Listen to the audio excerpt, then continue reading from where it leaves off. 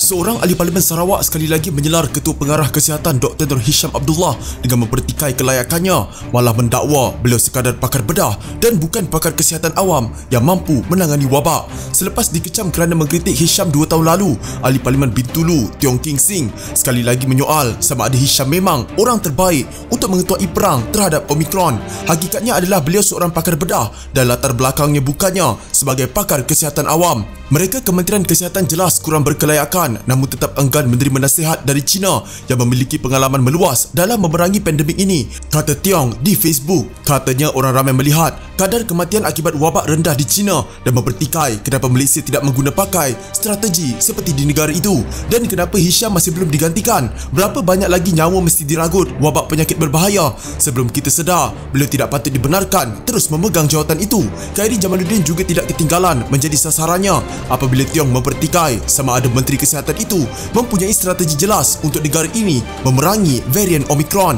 Dalam keadaan ini, kita perlu menyoal sama ada beliau sebagai menteri mempunyai strategi untuk menghadapi kemungkinan senario terburuk atau sekadar masih memegang pada pendekatan langkah demi langkah buat masa ini. 2 tahun lalu, Tiong menyoal di Dewan Rakyat kenapa Hisham tidak melawat hospital untuk memberikan sokongan moral kepada pasukan perubatan bertugas. Beliau mendakwa Hisham takut mati dan menuduhnya menagih publicity menerusi laporan kesihatan hariannya. Tiong bagaimanapun memohon maaf selepas kata-katanya itu menerima kecaman hebat.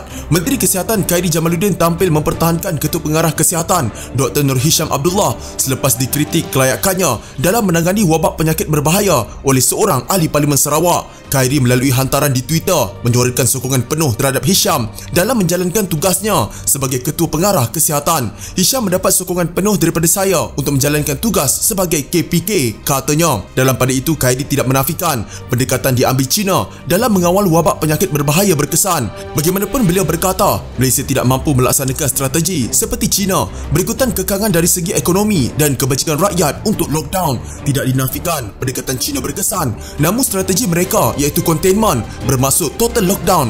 Bila ada hanya 3 kes positif, Malaysia tidak mampu dari segi ekonomi dan kebajikan rakyat untuk lockdown. Strategi kita mitigation, katanya.